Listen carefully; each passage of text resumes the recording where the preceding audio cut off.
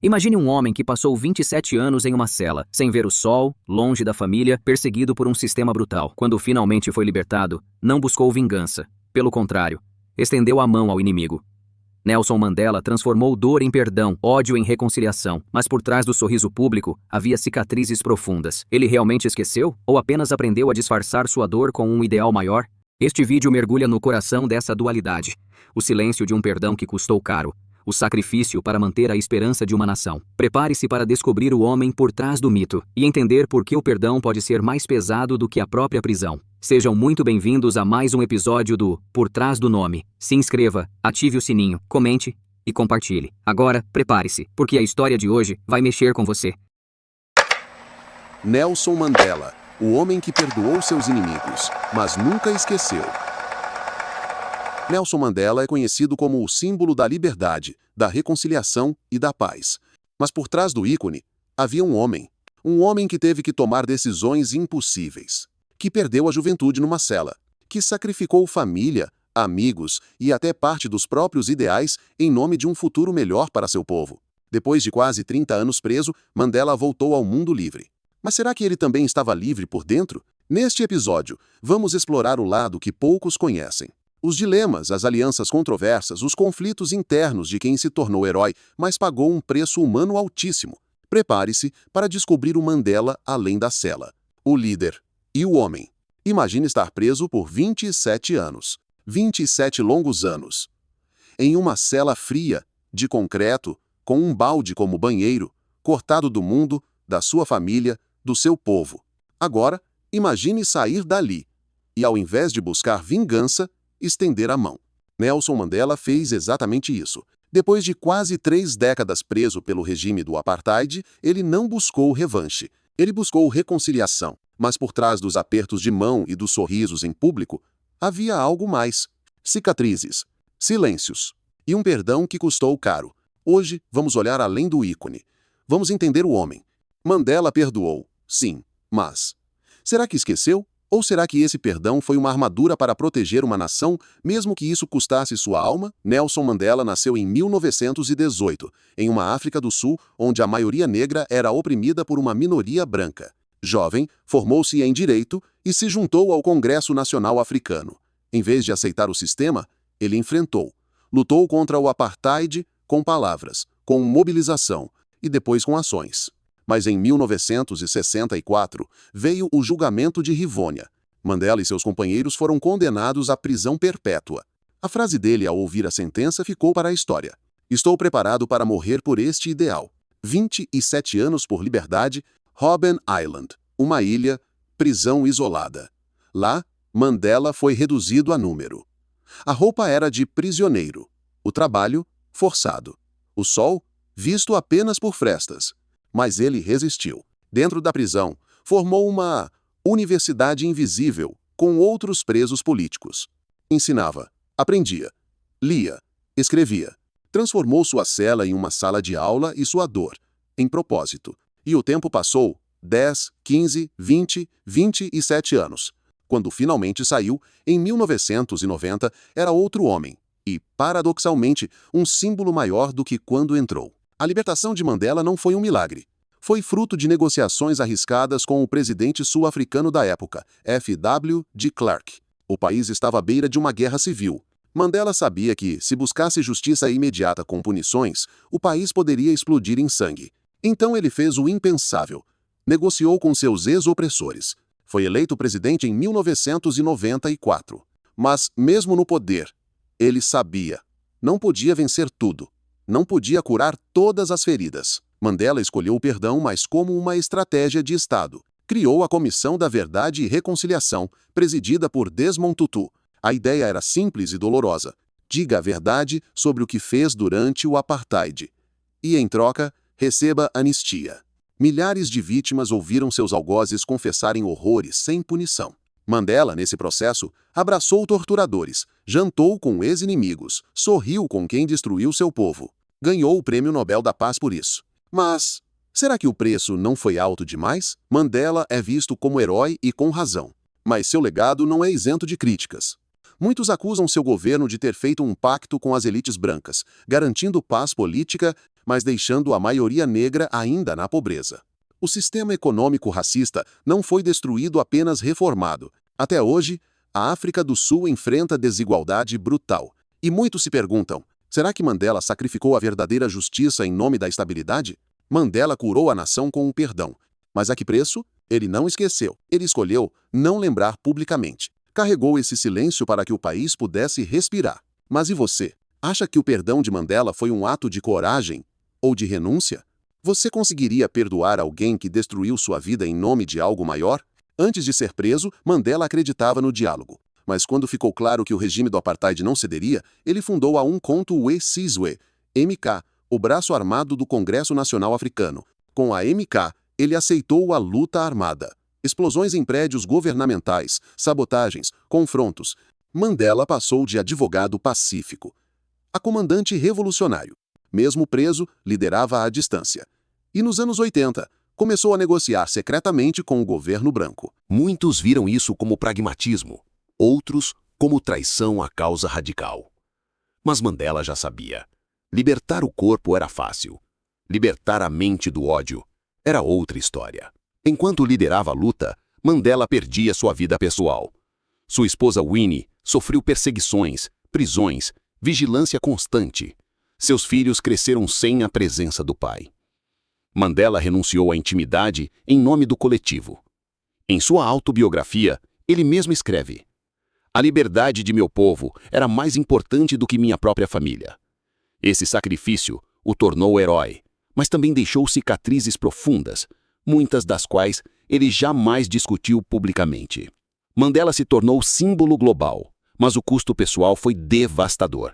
Sua família sofreu com sua ausência prolongada, especialmente os filhos que foram criados sem a presença diária do pai.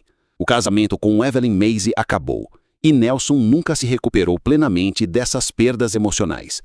Ele aprendeu que lutar por milhões significava renunciar a uma vida comum, e que o resgate de uma nação exigia o abandono do seu próprio lar. Mandela era um líder conciliador, mas também polêmico. Após sua libertação, manteve laços com líderes como Fidel Castro, Yasser Arafat e Muammar Gaddafi. Enquanto o Ocidente criticava essas alianças, Mandela foi direto. "Eles nos apoiaram quando ninguém mais teve coragem. Não vou virar as costas agora." Essas posições geraram tensão diplomática, mas revelam um lado dele que poucos entendem: lealdade acima da conveniência política. Ao assumir a presidência, Mandela optou por uma transição pacífica, abandonando programas radicais como nacionalização de minas e bancos. Essa escolha visava atrair investidores e garantir estabilidade, mas gerou críticas ferozes. Críticos como Julius Malema e jovens ativistas afirmam que ele entregou demais e deixou o país ainda mais desigual. Em 2022, cerca de 10% da população detinha mais de 80% da riqueza, um resultado que muitos associam às decisões de Mandela. Apesar de haver crescimento econômico, pobreza extrema e desemprego persistente alimentam a sensação de que o sonho da emancipação econômica nunca saiu do papel. O líder conciliador. No poder, Mandela promoveu a reconciliação nacional. Apoiou a Comissão da Verdade e Reconciliação, liderada por Desmond Tutu, que permitia que crimes fossem confessados em troca de anistia. Ele acreditava que a paz valia mais do que punição. Disse: "Se eu não deixasse minha dor para trás, ainda estaria na prisão." Essa postura fez dele um modelo global de diplomacia e liderança moral, mas também dividiu opiniões internamente. Mandela virou sinônimo de reconciliação. Ele liderou o processo de pacificação nacional, recebeu o Nobel da Paz e inspirou milhões. Sua postura conciliadora evitou guerras, mas também diluiu expectativas radicais. Muitos veem essa atitude como necessária à estabilidade, enquanto outros afirmam que ela limitou a justiça social real. Ele transformou o perdão em estratégia política, mas sacrificou algumas promessas originais da luta. Muitos jovens ativistas negros sentiram que Mandela fez concessões demais. Dizem que, ao focar na paz, ele abandonou a luta econômica da maioria negra. Em vez de redistribuir a terra ou romper com o sistema capitalista que sustentava o apartheid, Mandela optou por estabilidade econômica. Para alguns, isso foi necessário para evitar o caos. Para outros, foi uma traição disfarçada de moderação. A pergunta permanece: Mandela libertou a África do apartheid. Mas ela ficou mesmo livre?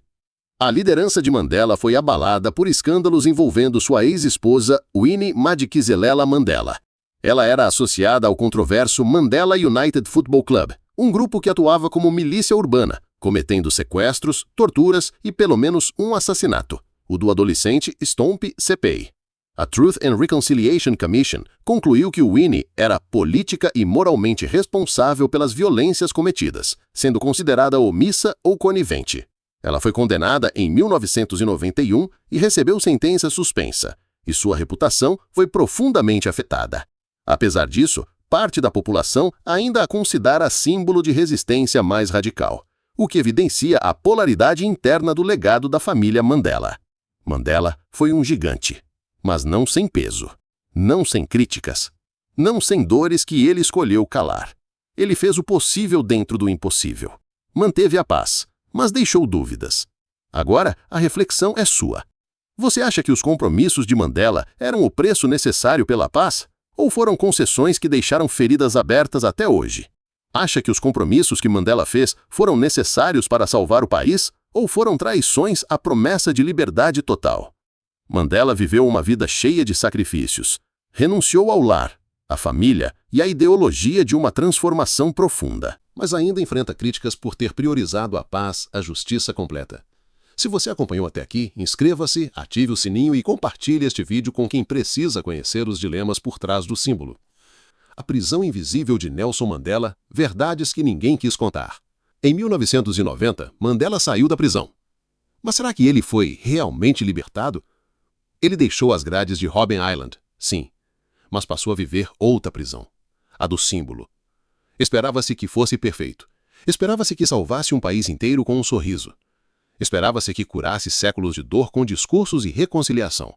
O mundo via um herói. Mas Mandela via responsabilidades esmagadoras.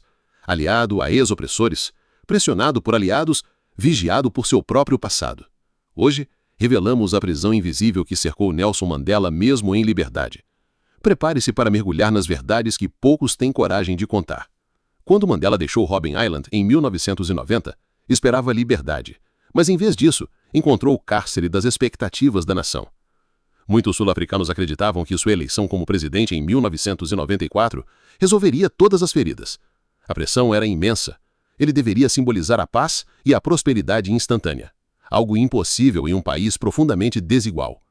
Mandela aprendeu rapidamente que liderar uma nação devastada por décadas de segregação exigia sacrificar sua própria privacidade e carregar o peso de sonhos coletivos. Mandela saiu da cela como uma lenda viva, mas sua volta à sociedade foi cercada de expectativas irreais. A população queria moradia, emprego, dignidade e queria tudo isso de imediato. O mundo esperava dele uma liderança infalível. E dentro de si, Mandela lutava com memórias traumáticas, saudades da família e um país à beira do abismo. Ele estava livre, mas não em paz. Livre no corpo, mas preso ao símbolo que o mundo criou. Essa foi a prisão que ninguém via, mas que pesava todos os dias. Em 1994, Mandela assume a presidência, e com ela a promessa de uma nova África do Sul. Mas uma decisão mudou tudo: a adoção do programa GAR, um plano econômico de austeridade, com foco em estabilidade, controle de inflação e atração de investimento externo. Foi uma guinada conservadora, muito distante das promessas de transformação radical. Enquanto elites e mercados aplaudiam, milhões de sul-africanos seguiam marginalizados. O resultado? Crescimento econômico, mas também desigualdade persistente. Uma nova democracia, mas sem justiça social plena.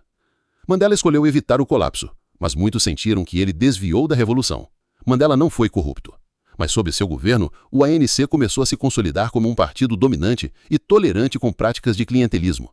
Ele acreditava na unidade acima da punição interna, evitando confrontos dentro de seu próprio partido.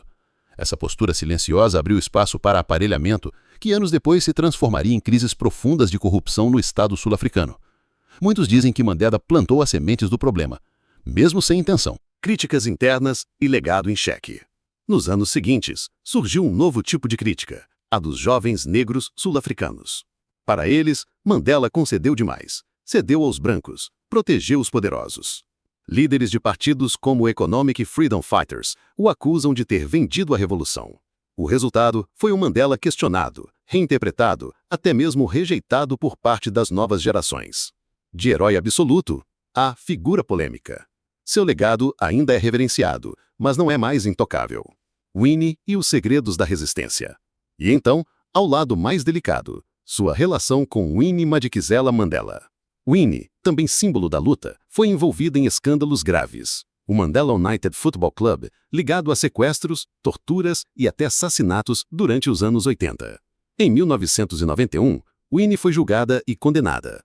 Mandela se afastou publicamente e o casal se separou. Foi um momento de crise simbólica na resistência. O casal que representava a luta pela liberdade agora expunha suas falhas humanas e políticas. O silêncio de Mandela sobre os crimes ligados ao nome de Winnie é, até hoje, um ponto controverso. Ele protegeu a imagem da causa, mas a que custo? Nelson Mandela libertou uma nação, mas viveu e morreu com prisões que não se viam a olho nu. A prisão da responsabilidade histórica, a prisão de manter o equilíbrio entre inimigos, a prisão de liderar sem decepcionar e a prisão das escolhas que, mesmo corretas, deixaram cicatrizes. Agora, a pergunta é sua. Essas prisões invisíveis eram o preço inevitável da grandeza?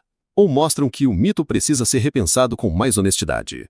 A presidência limitada, GIER e a economia da transição. A promessa de uma economia igualitária ficou em segundo plano frente à necessidade urgente de estabilidade econômica. Em 1996, o governo implementou o programa GIER, priorizando o investimento externo e o crescimento de mercado. Com isso, decisões radicais como nacionalizar indústrias foram abandonadas.